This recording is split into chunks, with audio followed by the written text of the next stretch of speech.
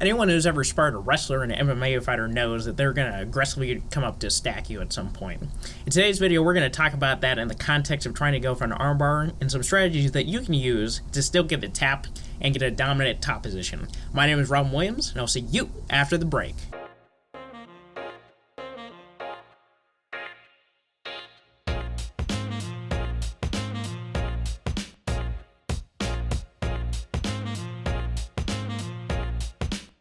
Yes, just like the actor. Hey, if you recall, when I last left you, I was still wearing the Black Panther t-shirt and still wearing these ninja booties. It's almost like I recorded these immediately after one another. But I keep my legs crossed over her shoulder and her head, like so. And in this particular case, this is her right shoulder. I'm going to put it on my right hip, right shoulder. All stuff we've already talked about. Now, if she tries to come up from this position, it's not a great idea to try to continue to fight for this armbar, just strategically speaking. So what I'm going to do is just take my leg that's closest to her head, I'm going to pop this through and leave this just loose enough so as she tries to come up and pass, I kick past, figure four my legs while dorsiflexing this foot. I'm going to squeeze, extend my hips and my knees away as I pull down with the upper body, and I can attack this armbar yet again. Okay, so again, I'm in here, I'm in this loose, quick hitter armbar sort of position. Right shoulder, right hip, right shoulder. But for whatever reason, I was not quick enough to keep her down, and she's coming up. I just pop the leg closest to the head up, figure four my legs, push everything away, and squeeze. Okay, now what you may find is it's not actually the armbar pressure that gets her.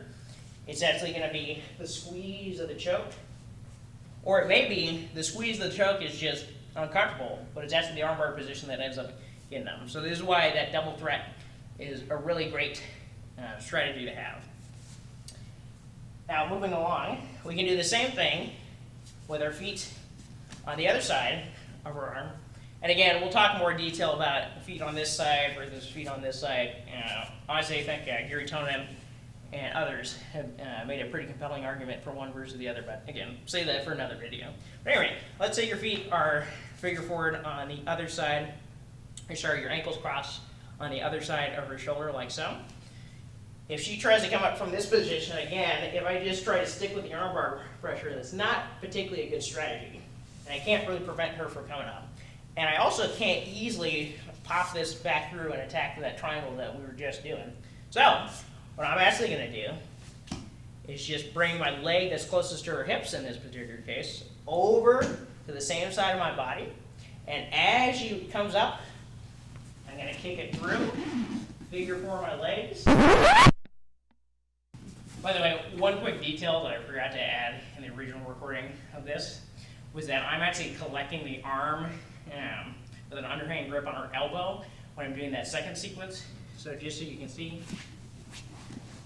I'm in here, my feet are past her shoulders like this. I'm just collecting with this arm underneath her elbow. That way in the transition, it's very much like I'm controlling the knee line if I'm attacking legs. So as I make this transition here, she doesn't just immediately butt this arm out and escape. Come back down. And then I can attack for this armbar if I really want to, but unless I'm not really getting a good squeeze here. What I personally prefer to do is pop up to my knee so I can get a good MMA position. Elbows are legal for amateurs and professionals here. Or if you're just doing jiu-jitsu, I can attack for this arm down here. I'm going to collect this with no daylight in between my chest and her tricep. I'm going to lift my entire body up like so. And then from here, I can switch my Kimura style grip. I'm going to decelerate the motorcycle to release the slack. And then I'm going to do a rainbow motion up and over her torso to prevent her from connecting her hands.